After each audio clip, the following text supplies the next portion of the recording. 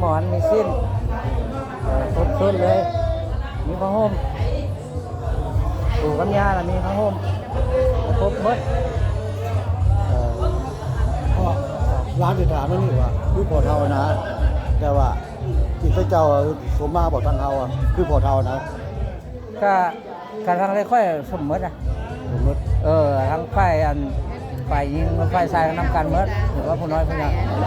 เราคิดว่าเขาละแต่ว่าตั้งฝ่ายยิ่งละไปสมมาเนื้อเพราะว่าคนเสียเราเป็นคนเสียด้วยไปด้วยนั้น สมมติทางบ้านเรานะคือกันไอ้น้องลุงตาหัวเท่าแมวเอวเท่าเขียดทั้งฝ่ายยิงฝ่ายชายคือกันส่วนมากแล้วมันผู้ยิงยังได้ผู้ใดเป็นผู้ใหญ่ได้เสือได้เพียงพอละคันผู้เล็กผู้น้อยก็ได้แพ้ได้อันนั้นก็